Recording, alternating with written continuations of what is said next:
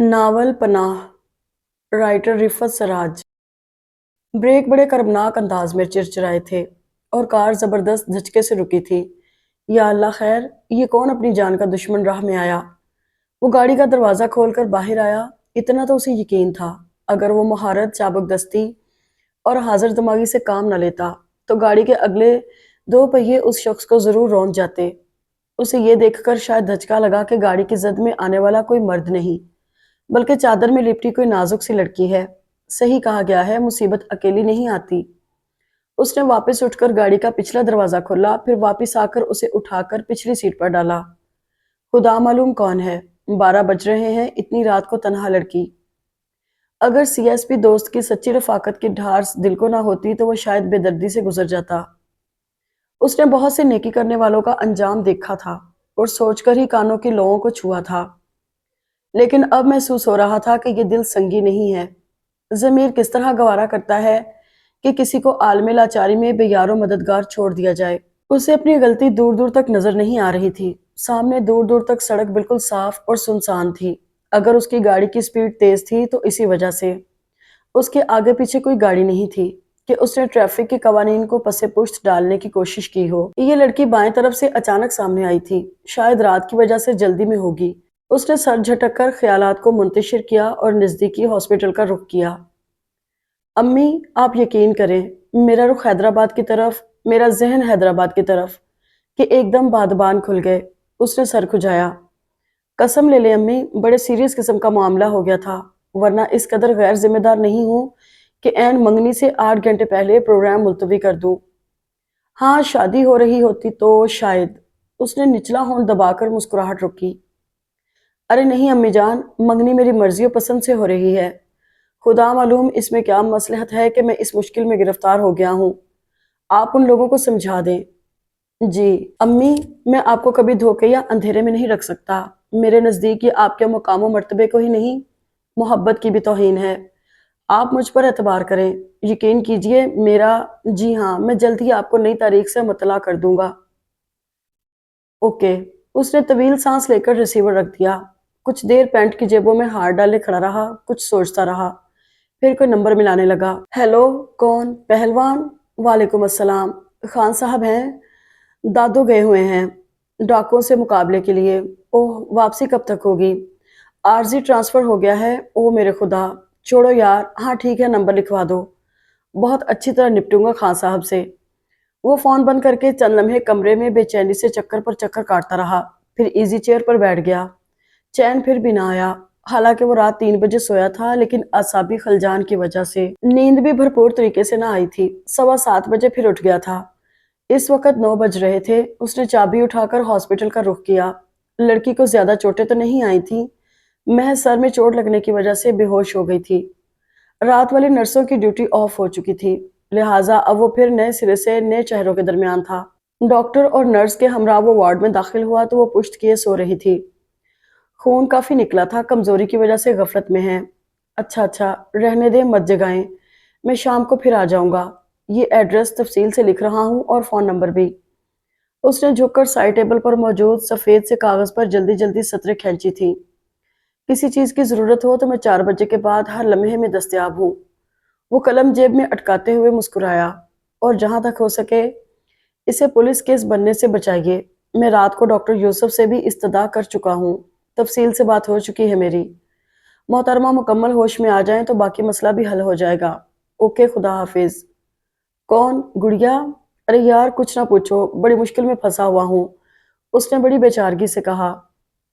तुम्हारी भाभी यानी हमारी होने वाली दुल्हन बहुत परेशान है।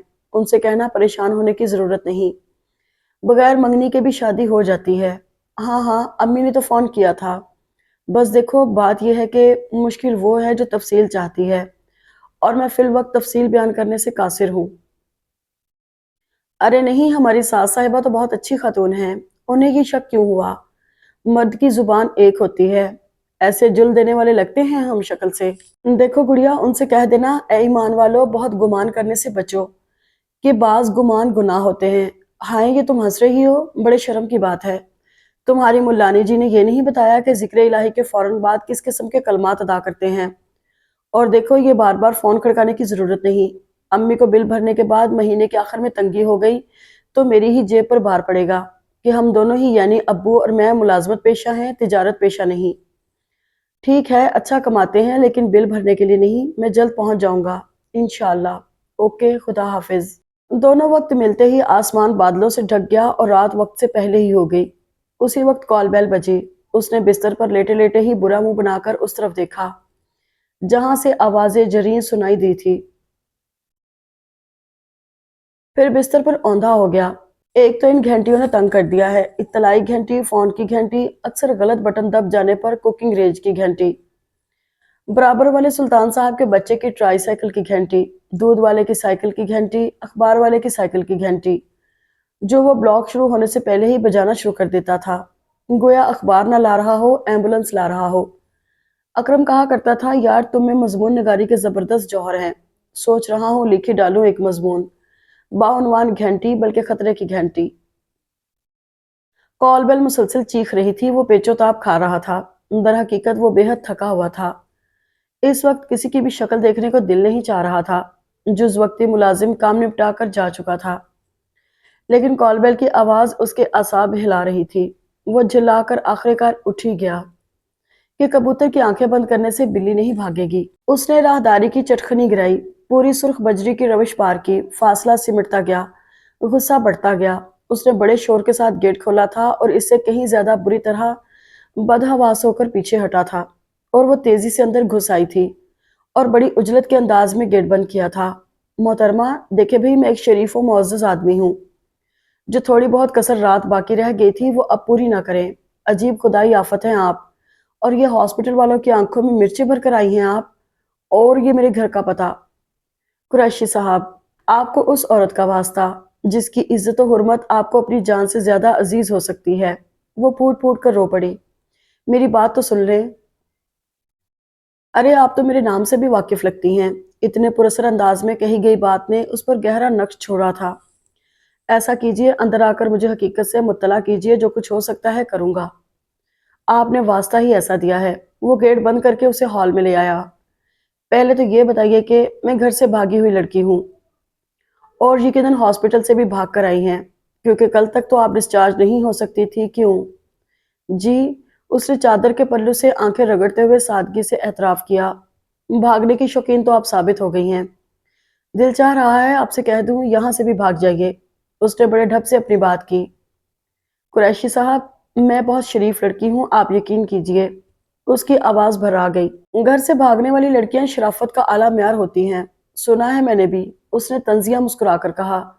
گھر سے بھاگنے کی وجہ پوچھ سکتا ہوں؟ وہ اس کی جانب دیکھ کر گویا ہوا تو چند لمحوں تک وہ الجھی، پھر بولی، میرے گھر والے میری مرضی کے خلاف شادی کر رہے تھے۔ آپ کی مرضی کس سے تھی؟ میں شادی کرنا نہیں چاہتی تھی، میں انٹر میں پڑھتی ہوں۔ تب جاوید نے اس کی سمت غور سے دیکھا۔ واقعی وہ 17-18 برس کی ناپختہ سی لڑکی تھی۔ دیکھو بی بی، میں تمہاری کسی قسم کی مدد سے قاصر ہوں۔ آپ مجھے آج رات پناہ تو دے سکتے ہیں؟ قطعی نہیں، میری زندگی کے 29 سال کی قیمت ایک رات بہت زیادہ ہے۔ ایک تو کھڑے کھڑے آپ نے 10 ثبوت تو اپنی کم عقلی کے فراہم کر دیے ہیں۔ میں مجبور ہوں، شادی اتنا بڑا مسئلہ تو نہیں کہ انسان اپنی عزت داؤ پر لگا دے۔ آپ ہزار طریقوں سے اپنے گھر والوں تک اپنے خیالات پہنچا سکتی تھیں۔ وہ پتھر لہجے میں بولا، میں شاید آپ کو سمجھا نہ پاؤں، میں تو گھر سے اس لیے نکلی تھی کہ کسی گاڑی کے نیچے آ کر اپنی جان دے دوں گی۔ آپ میری پریشانی تک نہیں پہنچ سکتے۔ آپ یہ تو پوچھئے کہ ہاسپٹل سے بھاگ کر اتنی مصیبتوں سے آپ کا گھر ڈھونڈ کر یہاں کیوں آئی ہوں؟ چلیے بتا دیجئے۔ وہ جیسے جبرن بولا تھا، آپ صبح کہہ رہے تھے نا کہ پولیس کیس نہیں بننا چاہیے۔ آپ کے منع کرنے کوشش کرنے کے باوجود پولیس کیس بن تو سکتا تھا نا۔ اگر پولیس کیس بن جاتا تو مر کھپ کر پھر میں گھر پہنچا دی جاتی، اور میں جس در کو پھلانگ آئی ہوں وہاں دوبارہ جانا نہیں چاہتی۔ جس وقت آپ ڈاکٹر سے باتیں کر رہے تھے اس وقت میں جاگ رہی تھی۔ جو ایڈریس آپ لکھ کر گئے تھے وہ میں نے نوٹ کر لیا تھا۔ میرا اس دنیا میں کوئی نہیں ہے۔ وہ پھر پھوٹ پھوٹ کر رو دی۔ محترمہ، آپ کا کوئی نہیں ہے لیکن میرا ہر کوئی ہے، یعنی ہر قسم کا رشتہ میری ذات سے وابستہ ہے، سوائے بیوی اور اولاد کے۔ میرے خاندان والے حیدرآباد کے دور افتادہ علاقے میں بستے ہیں۔ جس دن سے میری پوسٹنگ کراچی میں ہوئی ہے اس دن سے ٹولے کے ٹولے اس عروس اللباد کو دیکھنے، پکنک منانے یہاں اس گھر میں اترتے ہیں۔ ہو سکتا ہے اس وقت بھی کسی چچا، تایا، ماموں کی فیملی یہاں کا قصد کر رہی ہو۔ میری عزت کا سوال ہے، ورنہ اتنا بے رحم نہیں ہوں، لہٰذا مہربانی میں جانتی ہوں اس دنیا میں سوائے ماں باپ کے کوئی کسی کے لیے مشکل نہیں اٹھا سکتا۔ میں اب بھی انمول ہوں، مجھے بن مول بننے سے بچا لیجئے، باہر اندھیرا بہت ہے۔ یہ تو آپ کو گھر سے بھاگتے وقت سوچنا چاہیے تھا۔ اس کا انداز بدستور ظالمانہ تھا۔ امتحان تقدیر میں ہو تو بہرحال جو بھی حالات تھے، جو کچھ تھا، مجھے اب آپ سے ہمدردی ہے۔ مجھے افسوس ہے کہ میں آپ کے کسی کام نہ آ سکوں گا۔ آپ کی ذات سے اتنے رشتے وابستہ ہیں، ان رشتوں میں خواتین بھی ہوں گی جن کا آپ احترام کرتے ہوں گے، لیکن وہ میری طرح سوتیلے رشتے کی ڈسی ہوئی نہ ہوں گی۔ مجھے ذرا انہی میں سے ایک تصور کر کے میرے سر پر چادر ٹھہرا دیجئے۔ وہ ہچکیاں لے کر رو رہی تھی۔ کل تک میرے ذہن میں ایک ہی بات تھی، موت اور صرف موت، لیکن اس نئی صبح نے مجھے نئے حوصلے دیے ہیں۔ جب میں نے آزادی کی خوشبو پائی تو مجھے محسوس ہوا کہ میں اگر حوصلہ کروں تو جینے کے انداز سیکھ سکتی ہوں۔ لیکن پولیس والی بات نے مجھے ہراساں کر دیا۔ صبح تک بات چھپی ہوئی تھی، لیکن شام کو بڑے ڈاکٹر صاحب بہت غصے ہو رہے تھے اور اسے قانون شکنی گردان رہے تھے۔ اس لیے میں بہت شریف لڑکی ہوں، میں تھانے میں بیٹھ کر سوالات کے جواب نہیں دے سکتی۔ مجھے ہر شخص کی صورت سے خوف آتا ہے، لیکن مجھے تعریف سے خوشی نہیں ہوتی، میرا ذہن ہمیشہ دل پر غالب رہتا ہے۔ وہ خشک لہجے میں گویا ہوا، میں آپ کے پاؤں پڑتی ہوں، باہر بہت بھیڑیے ہوں گے۔ کیا ایک انسان کسی کی عزت کی خاطر اپنا تھوڑا سا آرام قربان نہیں کر سکتا؟ قریشی صاحب، بدترین قسمت منچاہی نہیں ہوتی، لیکن جھیلنا پڑتی ہے۔ شکر کیجئے کہ آپ کے ہاں کی خواتین، جن میں آپ کی بہنیں، خاموش ہو جاؤ خدا کے لیے۔ اس کی پیشانی پر پسینہ پھوٹ نکلا۔ اس کے کانوں میں اس لڑکی کی سسکیاں چنگاریاں بن کر داخل ہونے لگیں۔ اسے اپنی خود غرضی پر ٹوٹ کر ندامت ہوئی۔ دیکھو، پولیس یہاں بھی آ سکتی ہے، اس لیے کہ میرا ایڈریس ہاسپٹل میں موجود ہے، اور ہاسپٹل میں تمہیں میں نے داخل کرایا تھا۔ اس کوٹھی کے بائیں جانب سرونٹ کوارٹر ہے، اس کا دروازہ باہر بھی کھلتا ہے، بے آباد ہے۔ تم وہاں ٹھہرو، 1 منٹ یہاں رکو، میں وہاں لائٹ وغیرہ کا انتظام دیکھ کر آتا ہوں۔ وہ باہر نکل گیا۔ اجاڑ اور دھول مٹی میں اٹے ہوئے سرونٹ کوارٹر کو دیکھ کر اس نے ناک پر رومال رکھ لیا۔ باتھ روم اور برآمدے میں بلب موجود تھے، نل میں پانی بھی آ رہا تھا۔ ایک پلنگ دیوار کے ساتھ لگا ہوا تھا۔ اس نے بچھا کر ہاتھ مار مار کر اس کی مٹی جھاڑی، پھر باہر آیا اور ایک چادر، دری اور تکیہ لا کر پلنگ پر رکھا۔ اپنے کمرے سے چھوٹا کولر اور ایک گلاس بھی لا کر رکھا، پھر واپس اس کے پاس آیا۔ آؤ میرے ساتھ، کہہ کر آگے آگے ہو لیا۔ دیکھو، یہاں سو جاؤ، جب تک میں آواز نہ دوں دروازہ مت کھولنا، اور نہ کوئی آواز سن کر باہر آنا، ٹھیک؟ وہ کوارٹر سے باہر نکل آیا، پھر ایک دم خیال آیا، کھانا کھانا چاہو تو خود ہی تکلیف کر لو، بہت کچھ ہے گھر میں۔ اس ہمدردانہ انداز پر لڑکی کا دل بھر آیا۔ وہ خود پر قابو پاتی ہوئی بولی، شکریہ، مجھے بھوک نہیں ہے۔ سوچ لو، ابھی طویل رات پڑی ہے۔ جی شکریہ۔ وہ اسی طرح پیٹھ موڑ کر گویا ہوئی۔ وہ اپنے بیڈ روم میں چلا آیا، مسلسل سوچوں کے نرغے میں تھا۔ ہو سکتا ہے لڑکی نے تکلفاً منع کر دیا ہو، کچھ نہ کچھ تو کرنا چاہیے۔ بابا رحیم بہت اچھا کھانا بناتے تھے۔ شام کو انہوں نے سبزی پلاؤ اور سادہ سالن بنایا تھا گوشت کا، شاید رائتا بھی موجود ہو۔ اس نے فریج کھول کر جھانکا، چھوٹے سے پلاسٹک کے برتن میں رائتا موجود تھا۔ جب وہ سبزی پلاؤ گرم کر رہا تھا تو خود پر ہنسی بھی آ رہی تھی کہ اپنے لیے تو اس نے کبھی کھانا گرم نہیں کیا تھا۔ رحیم بابا ابو کے دوست کے ہاں کل وقتی ملازم تھے۔ اس نے اپنی پریشانی بتائی تو انہوں نے رحیم بابا کو 4-5 گھنٹوں کے لیے یہاں بھیجنے پر آمادگی ظاہر کی، اور یوں اس کی مشکل حل ہو گئی۔ اور رحیم بابا نے صفائی کرنے والی عورت کا خود انتظام کر دیا تھا۔ گڑیا کالج جاتی تھی، فرح نواب شاہ میڈیکل کالج میں تھی، ککو کی شادی نزدیک تھی۔ اب اتنی پرانی گرہستی کو چھوڑ کر امی کو یہاں منتقل ہونے کے لیے وقت درکار تھا، جبکہ ابو کی ریٹائرمنٹ میں سال باقی تھا، لہٰذا کچھ دن امتحانوں کی طرح گزارنے ہی تھے۔ اس نے چھوٹے ہاٹ پاٹ میں چاول ڈالے، پھر ٹرے میں ضروری چیزیں بھی رکھیں اور سرونٹ کوارٹر کی طرف چلا آیا۔ دستک دی۔ کون؟ میں آپ کا عارضی خدمتگار۔ اس نے دروازہ کھول دیا۔ لیجئے۔ ارے آپ نے تو مجھے شرمندہ کر دیا۔ کیوں کی یہ تکلیف؟ یہ مہربانی کیا کم ہے کہ… اچھا بس بس، دستک کے جواب میں کون بھی نہیں بولنا، میں خود ہی آواز دوں گا۔ وہ بالوں میں انگلیاں چلاتا واپس ہو گیا، واپس آ کر ٹی وی لگا کر بیٹھ گیا، لیکن احساس ہوا کہ اس کی سوچوں کو ارتکاز حاصل نہیں۔ دیکھو بھئی، 2 دن ہونے کو آئے اور تم نے ابھی تک کسی واضح سوچ کا اظہار نہیں کیا۔ میں تو جا رہا ہوں حیدرآباد۔ میری منگنی 3 دن التوا کا شکار رہی ہے۔ اب کوئی مجھے مہلت دینے پر آمادہ نہیں۔ ہفتے بھر کی چھٹی پر تھا، 3 چھٹیاں تو ضائع ہو گئی ہیں۔ ایسا نہ ہو آج گھر والے یہاں دھاوا بول دے۔ میری چھوٹی بہن کو کہانیاں لکھنے کا بہت شوق ہے، ایسا نہ ہو ساتھ میں وہ بھی ہو اور آپ پر ایک کہانی لکھ ڈالے۔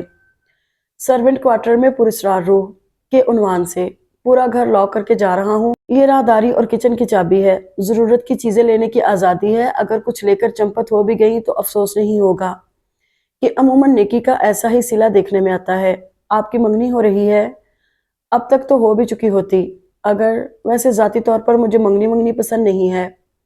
رونق میلہ تو شادی کی طرح، لیکن آگے لکھا ہوتا ہے باقی آئندہ۔ وہ اپنی عادت سے مجبور ہو کر مخصوص انداز میں بول رہا تھا۔ وہ بڑی دلچسپی سے سن رہی تھی۔ اچھا بھئی، دروازہ اچھی طرح بند کر لو۔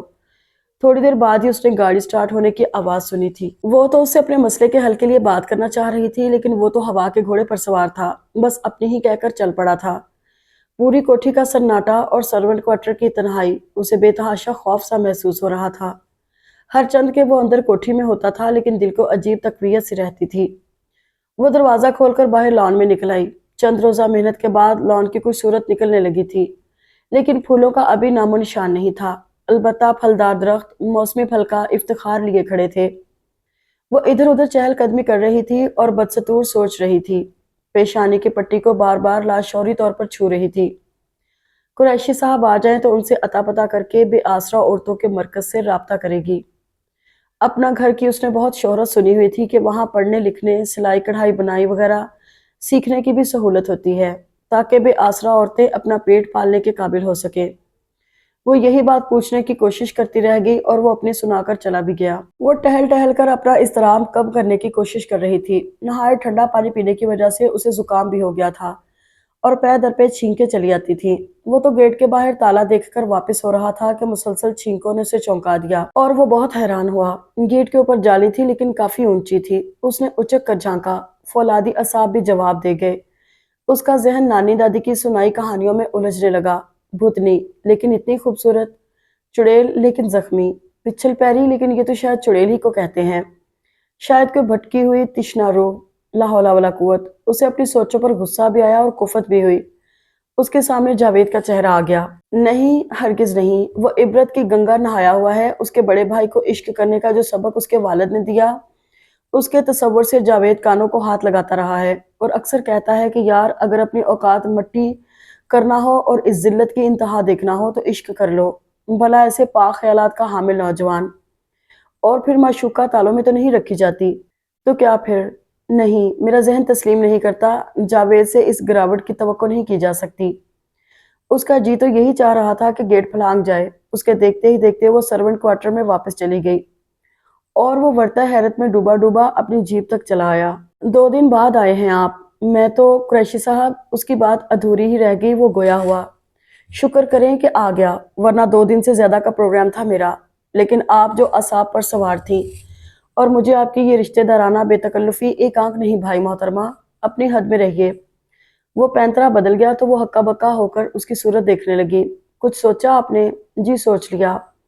وہ ایدھی ٹرسٹ والوں نے اپنا گھر بنایا ہے نا؟ تو انہوں نے اپنا گھر بنایا ہے، میرے یا آپ کے لیے تو نہیں بنایا۔ مجھے یا آپ کو ان کے گھر سے کیا سروکار؟ وہ اس کی بات کاٹ کر بولا۔ اس کا جی چاہا اپنا سر پیٹ لے۔ عجیب آدمی ہے، پوری بات سننا تو شاید اس کے لیے ضروری ہی نہیں۔ آپ پوری بات تو سن لیں۔ انہوں نے بے سہارا عورتوں کی رہائش و پناہ کے لیے ایک مرکز قائم کیا ہے، اسے اپنا گھر کہا جاتا ہے۔ لیکن آپ بے سہارا کب ہیں؟ بقول آپ کے گھر والے زبردستی شادی کر رہے تھے تو آپ بھاگ کھڑی ہوئی۔ بھئی، جن کے گھر والے موجود ہوں انہیں بے سہارا نہیں کہا جاتا، آیا کچھ عقل شریف میں؟ وہ وارڈروب میں شرٹ لٹکا کر واپس پلٹا۔ نقلی رشتے رشتے نہیں ہوتے، میرا کوئی نہیں ہے، آپ یقین کیجئے۔ اس کی آواز پر آنسو غالب آ گئے۔ اوکے اوکے، میں ابھی ڈائل کر کے پتا کرتا ہوں۔ مان اس کے کان کھڑے ہوئے۔ نئے چرمی جوتوں کی چرچراہٹ بہت نزدیک تھی، جو ملازم کی جوتوں کی تو ہرگز نہیں ہو سکتی تھی کہ وہ جوتے پہنتا ہی نہیں تھا۔ 1000 دفعہ بابا سے کہا ہے کہ اندر سے گیٹ بند رکھا کریں۔ کیا نام ہے تمہارا لڑکی؟ دیکھو، ڈریسنگ روم کے پردے کے پیچھے گھس جاؤ، کبھی اور مسئلہ پیدا ہو جائے، جلدی کرو۔ جلدی؟ او میرے خدا، یہ کیا عذاب ہے! کوئی گھر سے تو نہیں چلا آیا؟ ہر چند کے وہ گھر والوں کو صحیح بات بتا چکا تھا، لیکن یہ نہیں بتایا تھا کہ وہ حادثے کی پرورش کرنے لگا ہے۔ وہ جلدی سے گھس گئی تھی۔ ادھر اس نے پردہ اٹھا کر ڈریسنگ روم میں داخل کیا، ادھر دوسری جانب پردہ اٹھا کر وہ داخل ہوا تھا۔ آخا شاہ رخ، ارے تمہارا صرف رخ ہی شاہ جیسا نہیں ہے، بلکہ تم تو پورے سراپے سے شاہ لگتے ہو۔ کیسی رہی ڈاکوؤں کے ساتھ؟ وہ اسے بغل گیر ہو گیا۔ لیکن شاہ رخ کے انداز میں عجیب سرد مہری سی چھلکنے لگی تھی۔ وہ اس کی پشت تھپتھپا کر الگ ہو گیا۔ 3 دن ہو گئے ہیں۔ ویسے فی الحال تو دادو ہی میں تعینات ہوں۔ 3 دن کی چھٹی لے کر گھر آیا تھا۔ بازو میں گولی لگ گئی تھی۔ گھر پر ذرا آرام مل جاتا ہے۔ اس نے مجروح بازو کی جانب اشارہ کیا۔ اوہ زیادہ تو نہیں بس پار ہو گئی تھی۔ اس نے لاپرواہی سے کہا۔ پھر تو بہت اکڑاؤ ہوا ہوگا۔ جاوید متفکر سا نظر آنے لگا۔ چھوڑو اس قصے کو اور سناؤ، عیش ہو رہے ہیں؟ وہ اخلاقی سطح سے گرا ہوا شخص نہیں تھا، لیکن لاشعوری طور پر ہی اس کا لہجہ طنزیہ ہو گیا، جو جاوید نے قطعی محسوس نہیں کیا۔ شاہ رخ کافی دیر بیٹھا رہا، لیکن آج دوستانہ گفتگو بے ربط سی رہی، صرف اسی کی وجہ سے۔ البتہ جاوید تو اپنے مخصوص انداز ہی میں بول رہا تھا۔ اس دوران اس نے اپنی منگنی کے یادگار واقعات بھی سنا ڈالے، جو شاہ رخ کی توجہ اور دلچسپی سے محروم رہے۔ وہ چائے پیتے ہی اٹھ کھڑا ہوا۔ اچھا یار زندہ صحبت باقی۔ ہاں یار، زندہ رہنے کی دعائیں ضرور دو کہ ان کا خیال آتا ہے۔ ہمارے بغیر کیسے کٹے گی؟ ورنہ ذاتی طور پر مجھے تو زندہ رہنا پسند نہیں۔ اس کے مخصوص انداز پر شاہ رخ کے لبوں پر بے ساختہ مسکراہٹ در آئی، لیکن جلد ہی غائب بھی ہو گئی۔ اس کی گاڑی گیٹ سے باہر تھی، جس پر جاوید کو تعجب بھی ہوا تھا کہ وہ تو گاڑی پورچ تک لاتا ہے اگر پورچ فری ہو۔ اسے رخصت کرتے ہی جاوید نے تیزی سے گیٹ بند کیا اور اپنے کمرے میں چلا آیا۔ وہ پسینے سے شرابور، کپڑے پنکھے تلے کھڑی ہو کر سکھا رہی تھی۔ اسے دیکھ کر اپنے بے تکلفانہ انداز پر خود ہی شرمندہ ہو گئی اور ڈری ڈری سی دیوار سے لگ کر کھڑی ہو گئی۔ ارے لڑکی، یوں سمجھو آج تو تم نے میرا مطلب ہے میری ناک کی کٹوا دی تھی۔ اگر وہ تمہیں دیکھ لیتا تو میرے بارے میں کیا امپریشن لیتا؟ اگر میں اسے از خود سچ بتا دیتا تو سوچ لو تمہارا کیا حشر ہوتا۔ ہزار وہ میرا جگری یار ہے، لیکن ایک ذمہ دار پولیس آفیسر ہے، حلال رزق سے پلا ہوا جوان۔ میں اسے ہیرا پھیری کی باتیں نہ کر سکتا ہوں، نہ اسے اکسا سکتا ہوں۔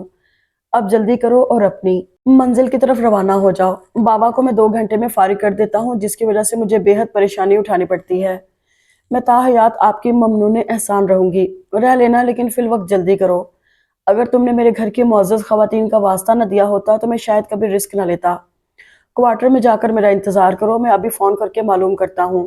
کیا کہہ رہی تھی تم؟ وہ کس کا گھر؟ اسے بھولنے کی بری عادت تھی۔ جی اپنا گھر، وہ جاتے جاتے پلٹ کر بولی۔ اچھا اوکے۔ وہ ٹیلی فون کی طرف بڑھ گیا۔ بات یہ ہے کہ میں شام کو فری نہیں ہوں۔ ٹھیک ہے، شام کو اکثریت فری ہوتی ہے، ہم بھی اکثر شام کو فری ہوتے ہیں، لیکن آج نہیں ہے۔ ضد نہ کرو یار، کل تو ویسے بھی میری چھٹی ختم ہو رہی ہے۔ ڈائریکٹر صاحب آج کل کس موڈ میں ہیں؟ اچھا موڈ ہے، واہ۔ غالباً بیگم صاحبہ میکے گئی ہوں گی۔ ہاں، میرا اعتبار کرو یار، میں شام کو فارغ نہیں ہوں۔ اچھا ایسا کرنا، تم بھی میرے بچے کی سالگرہ میں نہ آنا، ٹھیک؟ نہیں ہے تو کیا ہوں گے نہیں، گمان اچھے کرو، کوئی گھڑی گرفت کی بھی ہوتی ہے۔ ٹھیک ہے، لیکن لیٹ تو واقعی ہو جاؤں گا۔ اچھا خدا حافظ۔ اس کے کولیگ موسیٰ کا فون تھا، کہہ رہا تھا اس کے بچے کی پہلی سالگرہ ہے اور اس کی بیوی نے خاص تاکید کی ہے کہ جاوید بھائی کو ہر صورت میں آنا ہوگا۔ واہ صاحب، کیا زورا زوری ہے۔ نامعلوم مجھ پر خواتین اس قدر مہربان کیوں ہونے لگتی ہیں، بلکہ بعض تو قربان ہونے کو بھی تیار رہتی ہیں۔ اب میرے گھر ہی کی خواتین کیا ناز اٹھاتی ہیں، میری بہنیں، امی اور تو اور بھابی جان، جن کا مکمل بائیکاٹ کیا ہوا ہے خاندان بھر نے۔ وہ عموماً چپ چپاتے بھیا بھابھی کا دیدار کرنے پہنچ ہی جاتا تھا۔ کیا واری صدقے ہوتی ہیں بھابی جان۔ دوستوں کی بیویاں بھیا دیور بناتے بناتے نہیں تھکتی۔